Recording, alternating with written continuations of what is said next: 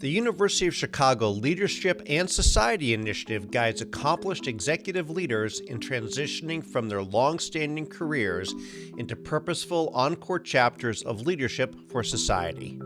The initiative is currently accepting candidates for its second cohort of fellows. Your next chapter matters, for you and for society. Learn more about this unique fellowship experience at leadforsociety.uchicago.edu.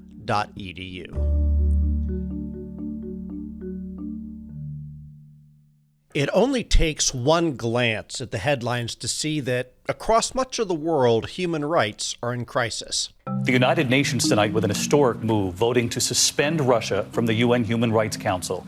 This after the horrors revealed in Bucha and other Ukrainian towns after the Russians left. The United Nations says China's treatment of Uyghurs and other Muslim minority groups may constitute crimes against humanity. The UN Human Rights Commissioner says Iran is experiencing a human rights crisis as a result of the state's violent suppression of protests. We're constantly hearing about resolutions from the UN, condemnations from the International Court of Justice, petitions from Human Rights Watch. The Global Human Rights Project is kind of a paradox. That's Rochelle Terman, an assistant professor of political science at the University of Chicago and the author of a new book, The Geopolitics of Shaming: When Human Rights Pressure Works and When It Backfires. My work, like most work in international relations, focuses on what we call the modern human rights regime. That framework began with the Universal Declaration of Human Rights in 1948, and then led to the establishment of dozens of multilateral treaties, like the Convention Against Torture, the Convention on the Elimination of Discrimination Against Women, and so on. And on the one hand, it's been incredibly successful. There are 6 kind of core human rights treaties, and they have something like an average of 92% average ratification rate. Okay, so it's widely accepted and endorsed. But of course, human rights are routinely violated every day. And so for that reason, some scholars have described this regime as the paradox of empty promises. This may be surprising to some listeners unfamiliar with international relations, but despite the endless numbers of UN councils and courts you hear about in the news, none of them actually have any enforcement power. Ultimately, the influence of those rulings rely on the willingness of governments to comply with them, and they can choose to comply with them or not. Which, short of going to war, leaves only one option on the table to force human rights abusers to change: naming and shaming. So far, the consensus has been that shaming is really one of the best tools that we have. Since the international system is anarchic, there's no world government, there's no global police, our tools are limited to actually enforce international law and international norms. So the idea is that shaming creates pressure on the target government. Despite this being the predominant view, Terman's new book instead argues that shaming often is misguided and, at its worst, counterproductive. There is this tragedy kind of baked in that shaming is most common in situations where it's the least likely to be effective. And not only ineffective, in many cases it actually makes human rights abuses worse. I think so, and I think others are starting to appreciate that as well. That shaming in many cases not only fails to induce compliance, but can even backfire in some situations by provoking resistance and worsening human rights practices. So that begs the question, why do we shame at all? We still see it practiced all the time by virtually every country in the world. And so I wanted to know both why countries use this tool to enforce human rights in the first place, and also what the effects of shaming were on the target country. Welcome to Big Brains, where we translate the biggest ideas and complex discoveries into digestible brain food. Big Brains, Little Bites from the University of Chicago Podcast Network. I'm your host, Paul Rand. On today's episode, the geopolitics of shaming.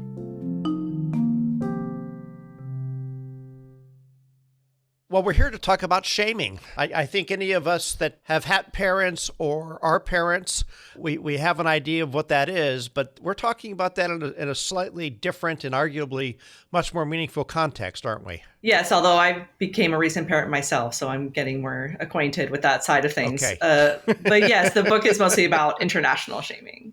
Although I think a lot of the lessons can be applied to interpersonal as well. I think you're right. And I think as people listen to this, are going to start thinking through some other aspects of what shaming is or isn't and when it works and so forth. And as you use the word shaming in relation to international relations, how do you think about what that term actually means?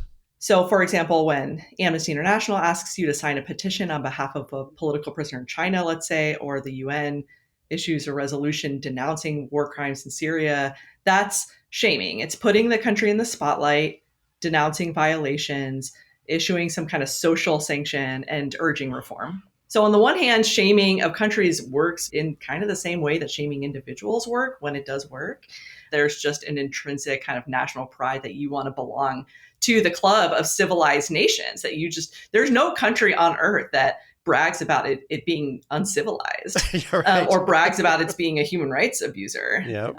But there could also be more practical reasons why states might care. For example, countries rely on other countries for a lot of international benefits. Those international benefits can be compromised. It could also mobilize domestic opposition in the target state. It empowers local domestic groups, activists, human rights advocates, even just the domestic population to mobilize against their own government.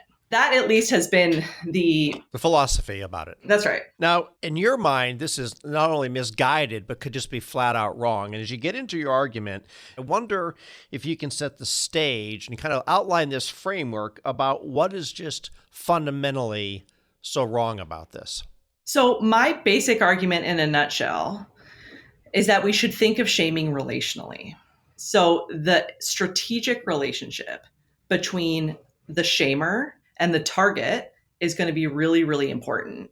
And it affects the decisions of both actors. States shame their friends and adversaries in really, really different ways. Right. There are few incentives to criticize your friends. We don't want to undermine that strategic relationship. And so it's going to take a lot to overcome those, what I call enforcement costs, and actually condemn human rights violations. For instance, take the reaction to China's human rights abuses against their Muslim Uyghur population. We see a situation where China's allies, including many Muslim nations, have refused to condemn China's alleged abuse of the Uyghurs because they fear undermining a profitable partnership. The Muslim world claims to be a defender of their faith. Most of them were quick to slam Myanmar for its treatment of Rohingyas, and rightly so. What is not right is their double standards. The same Muslim nations cannot seem to find the courage to call out China for abusing its Muslims. What explains their silence? Their dependence on China for investments and for loans. On the other hand, leaders will condemn their rivals all the time, regardless of their genuine normative beliefs, because it provides a strategic advantage. Oftentimes, it's an attempt to kind of weaponize shaming to inflict political damage. So if shaming comes from a friend, it's just more credible, and it really leverages this relationship. You know, if you want to continue this relationship, you better do what I say. So shaming that's coming from rivals is less costly. There's no valuable relationship to protect. So there are fewer incentives to make the shamer happy by complying. Plus, shaming from adversaries is often much less credible. It's seen, often rightly, as a cynical attempt to sully the target's reputation. As a result, shaming involves this kind of tragedy where shaming occurs most often in situations where it's least likely to be effective. It may seem like a simple theoretical framework, but once you start applying it to real-world situations, events that seemed inscrutable become clear. There are two examples that Terman thinks best explain how this framework operates. So in the book, I compare two cases of human rights abuses. So one focuses on Saudi Arabia and the death of Washington Post journalist Jamal Khashoggi. A US intelligence report has concluded that Saudi Crown Prince Mohammed bin Salman personally approved the murder of the exiled journalist Jamal Khashoggi in 2018. He was killed while visiting the Saudi consulate in the Turkish city of Istanbul. The other focuses on Iran, whereby a woman by the name of Sakineh Mohammadi Ashtiani was sentenced to be stoned to death for adultery. So these two cases are really similar in a number of respects. They both involve a Middle Eastern country that is widely regarded as abusive and authoritarian. Both cases involve pretty clear and compelling evidence of human rights abuse. Both involve the same observing countries, the United States and Western allies, that now has to decide how are you going to react to these abuses. Where they diverge is around geopolitical relationships. Right. So Saudi Arabia is a really important strategic partner to the United States. We have a mutually beneficial relationship. So when Jamal Khashoggi was murdered in 2018, the United States government, first Trump, but then later Biden, they were both very hesitant to punish Saudi Arabia in any meaningful way. And I'm not going to tell a country that's spending hundreds of billions of dollars and has helped me do one thing very importantly, keep oil prices down so that they're not going to $100 and $150 a barrel. Right now, we have oil prices in great shape. I'm not going to destroy the world economy, and I'm not going to destroy the economy for our country by being foolish with Saudi Arabia. Biden's historic visit to Saudi Arabia has drawn criticism amid concerns over the nation's human rights record and its involvement in the death of Washington Post journalist Jamal Khashoggi. Saudi Arabia did not appreciate being criticized in this area, and they made explicit threats to retaliate economically. The tragedy in that case is that if we actually mustered the political will, impose meaningful costs or shame on Saudi Arabia, then we could have perhaps had a meaningful impact there because of our strategic relationship. This case focuses on Iran, and in this massive international shaming operation in 2010, 2011, in response to this Iranian woman who was sentenced to be stoned to death for adultery. This time, we didn't go easy on Iran like we did on the Saudis. And especially European countries strongly condemned Iran. This issue matters to all member states and should be addressed EU-wide in relation to Iran, bringing human rights to our agenda more prominently. Today, we're talking about people, women, individuals, whose lives, even if they are still alive, are effectively over. Zahra and Sakineh are no exception to the thousands of prisoners in Iran who are less known and who may feel as though their voices are not heard. The effects of that pressure, I think, were very questionable. I make the case in the book that shaming was counterproductive there because it backed Iranian leaders into a corner. It unleashed these political dynamics within Iran that really inhibited their ability to comply. I don't actually think that at the high levels, Iranian leaders cared too much about this particular woman. But now that it became a boxing match on the international arena, they really just couldn't not give in to what they saw as Western bullying. Our main source here is an organization called the International Committee Against Stoning in Iran, based in Europe. It's been very active trying to organize protests against the death penalty inside Iran.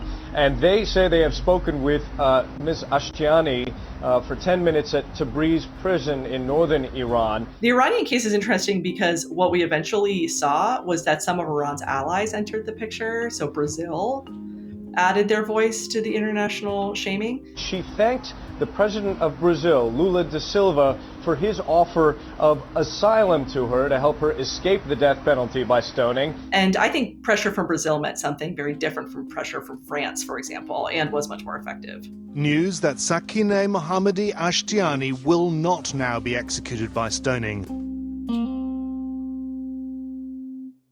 So in essence, we're not really taking much opportunity to quote unquote shame our friends. And when we are shaming rivals, your contention really is probably the least likely to be effective. And so then the question is, why are we doing it? Shaming can be rational even when it is not expected to work.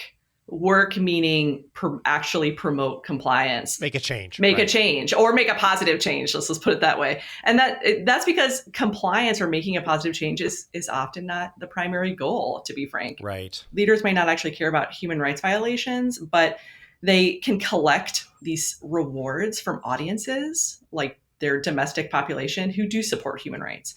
So I call these meta norms. It's something akin to virtue signaling. If your goal is to stigmatize your opponent, what do you want to think of like weaponized shaming, you might actually want them to continue violating. right? Because it provides additional opportunities for you to stigmatize them. And so that's how we can get into kind of a vicious spiral or a bad equilibrium. Not only can shaming be ineffective, but Terman's research shows that it can often backfire, making the human rights situation in a country even worse. How that works, how to avoid it, and if there are any lessons for the U.S. after the break. Have you ever wondered what goes on inside a black hole? Or why time only moves in one direction? Or what is really so weird about quantum mechanics? Well, you should listen to Why This Universe. On this podcast, you'll hear about the strangest and most interesting ideas in physics, broken down by physicists Dan Hooper and Shalma Wegsman. If you want to learn about our universe, from the quantum to the cosmic, you won't want to miss Why This Universe, part of the University of Chicago Podcast Network. How can we improve communications at work? Why did McKinsey's former CEO go to prison? How irrational are we really, according to Chicago Booth's Richard Thaler and Harvard's Steven Pinker? And are stock markets actually efficient? The Chicago Booth Review podcast addresses the big questions in business, policy, and markets with insights from the world's leading academic researchers. We bring you groundbreaking research in a clear and straightforward way. Find the Chicago Booth Review podcast wherever you get your podcasts.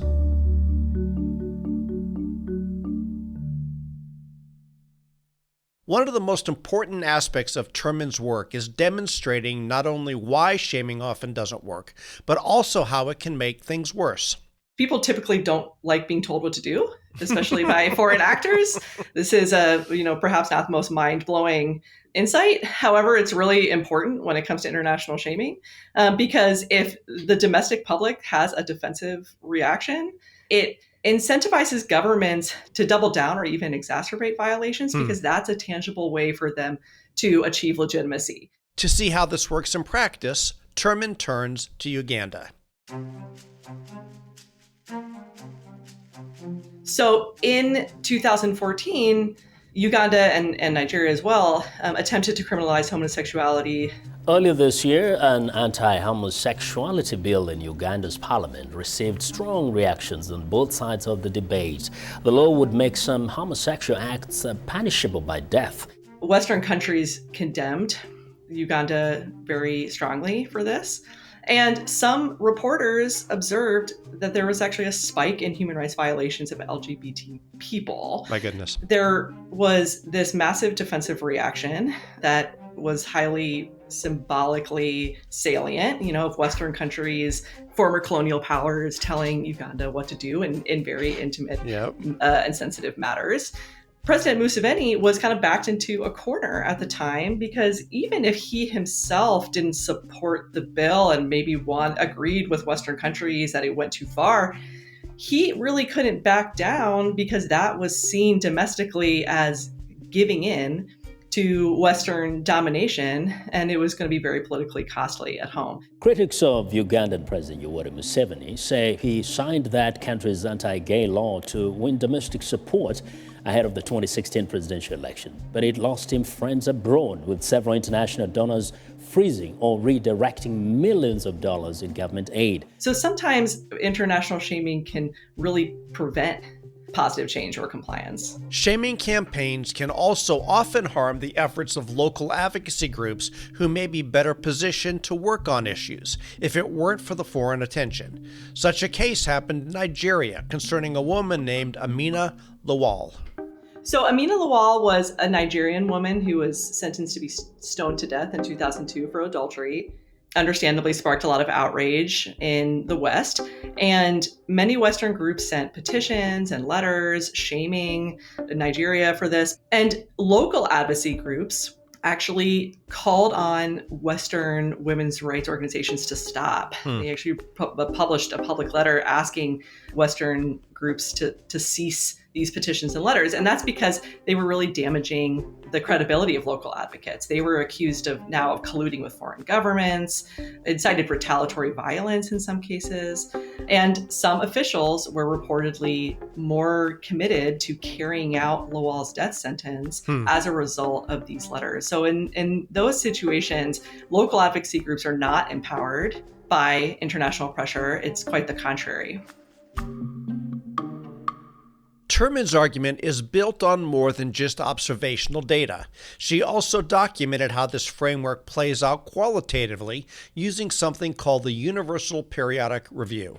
So the Universal Periodic Review, I'm just going to call it the UPR for short, is a process conducted by the United Nations to periodically review the human rights situations of every UN country. And the way that it works is through a system of peer review. So a country like the United States goes up for review every 4 years or so, and every other country has the opportunity to offer feedback in the form of specific recommendations, like we recommend that you outlaw the death penalty, things like that. And then the state under review has to publicly respond and decide whether to accept or reject each recommendation it receives. So it provides this really nice laboratory for international shaming, because we can use statistical analysis to see what the effects of strategic relationships are in that process. And it turns out that they do play a really important role. States tend to go easier on their friends in the review process. They're less severe in their commentary. They avoid super sensitive topics like torture or genocide. But when geopolitical friends do criticize, their recommendations, their feedback are accepted more often compared to substantively identical recommendations. I may be remembering this wrong, Rochelle, but isn't the United States the most cited in terms of abuses? The United States receives the last time, at least in the last round, the most number of recommendations, the most amount of feedback in the Universal Periodic Review. And it's often the country that tends to get the most attention from Amnesty International. We are one of the few countries that still implement the death penalty. That gets a lot of criticism from other countries. We have a number of human rights abuses in the criminal justice system. Our relationship to international institutions is funny because on the one hand, we as the United States have a great deal of influence on those institutions, right? We set a lot of them up after World War II. But on the other hand, the American public also tends to be very suspicious of international authority and international law. We simply don't think that it applies to us. In other words, we're not immune to the backlash effect. In the book, I conducted an experiment on a sample of Americans. And one group was told about a human rights organization that was shaming other countries for abuses related to the criminal justice system. And they were asked, what do you think of that? And the respondents largely supported it. They liked the idea of an international human rights campaign that was focused on that issue. The other group was given the exact same prompt, only now it was the United States that was being targeted. Okay? And the responses were very different. Here, people were much less supportive of international advocacy, much less likely to donate to such an organization, less supportive of human rights in general. They became more nationalistic. Wow. They thought the human rights record of the United States was better compared to the other group. Very interesting. So I don't think the United States is all that unique in this regard. I remember seeing a news report by Fox News that reported all the criticism that the United States got in the Universal Periodic Review. So they were advertising and publicizing how criticized we were. And I think the point of an article like that is to tap into that kind of defensive outrage, like how dare these other countries tell us what to do, and to stir up some hostility towards the process. And that's common in a lot of places. There have been similar studies that are conducted in China and Israel with similar results. But I do think that the United States has this maybe particular hostility towards the idea of other countries telling us what to do, even though we really support human rights in general. If there's one part of the world where human rights gets politicized and is at the top of almost everyone's mind at the moment, it's Israel and Palestine. So the politicization of human rights has long been on display when it comes to Israel. So just some historical context. On the one hand, the former United Nations Human Rights Committee, the current United Nations Human Rights Council, has often been accused of anti-Israel bias, promoting a double standard. So, for example, the Human Rights Council has passed more resolutions condemning Israel than the rest of the world combined. In 2006, the council voted to make a review of the human rights abuses in Israel a permanent feature of every council session. No other conflict has that kind of status.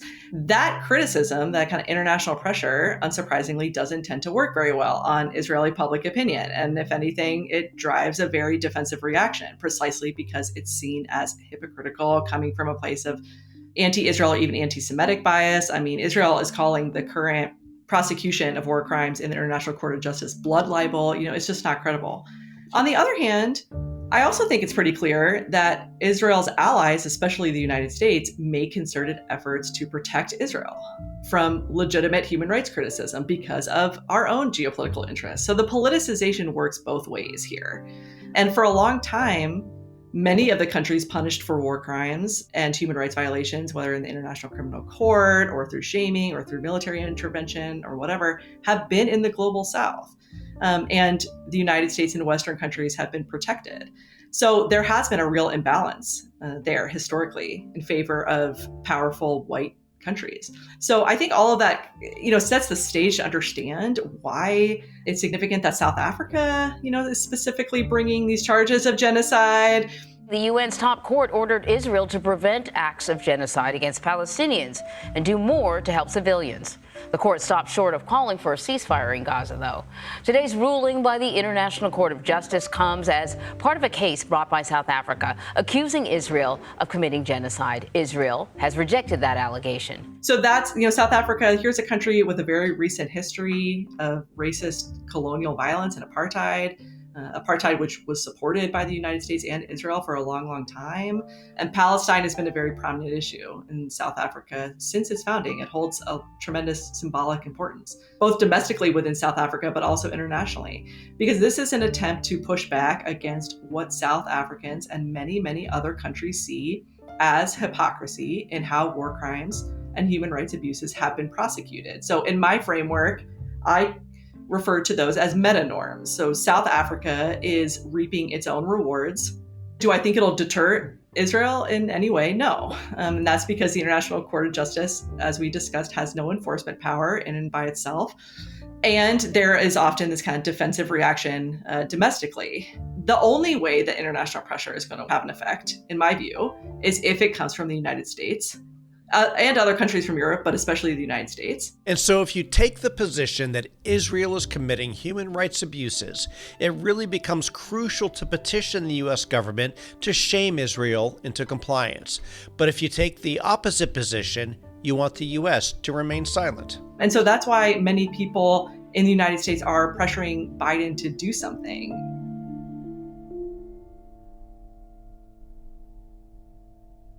We're, I think, pretty clear that the case you're making that this shaming in many, many situations does not work. And I wonder if you can talk about and say, let us tell you, this won't work, but here's a way that you can impact change in different parts of the world that we ought to be leaning more into. Sure. So there is a dilemma here because human rights abuses do demand some kind of action. We can't just let violations take place, I don't think. But on the other hand, there are these real risks, right? So I do think there are other tactics. So one is private diplomacy. Countries that are working behind the scenes will often do that to mitigate the potential for this defensive negative reaction in public audiences, right? It makes a difference whether you say it out loud versus if you say it behind closed doors. The problem with public diplomacy is that you get less credit for fixing human rights violations because it is behind closed doors. So you're not going to get as much fanfare for it, but it's probably going to be more effective. If you're not in government, I think the most important thing that we can do as individuals or activists or whatever is to focus our efforts on actors that do actually hold some political or economic leverage against a violating government.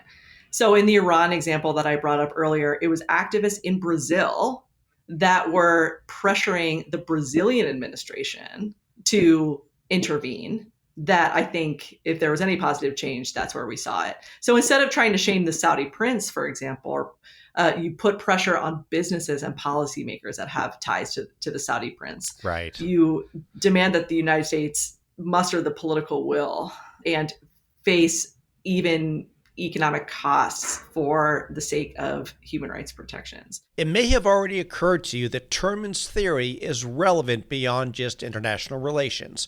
In fact, it may hold some key lessons for our domestic problems as well, specifically political polarization.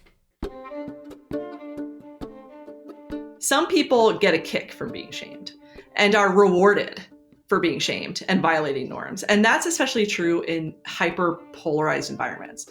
So, for example, imagine a Trump supporter getting kicked out of a restaurant for wearing a MAGA hat and then bragging about it to other Trump supporters. And, it's not just MAGA. It's not just Republicans or conservatives. I am in Hyde Park. It's a pretty liberal, progressive environment. Tomorrow Ted Cruz or someone tweets, "Shame on you, Rochelle Terman, for violating conservative norms." That would be the best thing to ever happen to me. Right? I mean, it would give me an incredible amount of street cred, regardless of how I felt about it personally. So the main point is that shaming isn't always costly. In fact, shaming from an outgroup generates real, tangible rewards and incentives. And I think that dynamic explains a lot of Donald Trump's tendency to transgress norms, why shaming doesn't always tend to work, especially on social media. It feeds right into the playbook. It's easy to see the implications of Terman's theory for our modern call-out or cancel culture, but it's not all negative. I focus on backlash, but I do think that there's a positive side to the story here, or at least a suggestion for how we can effectively enforce norms. And the trick is that it has to occur within an established relationship that both parties care about and wants us to sustain. The problem with our society right now is that for a host of historical, sociological, political reasons, those cross-partisan or cross-ideological relationships are becoming more and more rare. Yep. So you see less intra-partisan marriages. Right. Your neighbors are less likely to be from, and they're becoming harder and harder to sustain, unfortunately. You often hear about people who are, cutting ties with their grandma who supports QAnon, for example.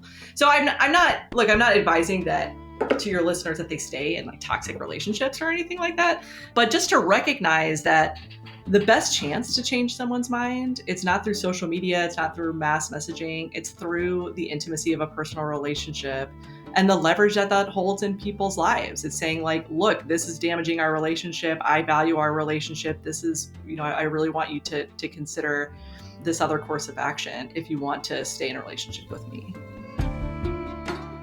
If indeed in our own personal relationships, whether your partner or your child, whatever the case might be, anything beyond what you just talked about that you would say, here's a direct application?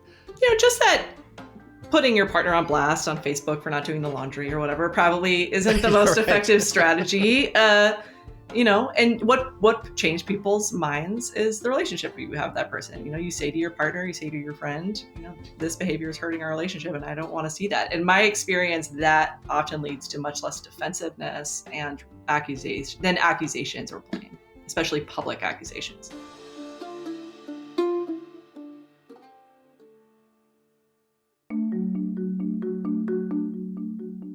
Big Brains is a production of the University of Chicago Podcast Network. We're sponsored by the Graham School. Are you a lifelong learner with an insatiable curiosity? Access more than 50 open enrollment courses every quarter. Learn more at graham.uchicago.edu/bigbrains. If you like what you heard on our podcast, please leave us a rating and review. The show is hosted by Paul M. Rand and produced by Leah Cesarine and me, Matt Hodap. Thanks for listening.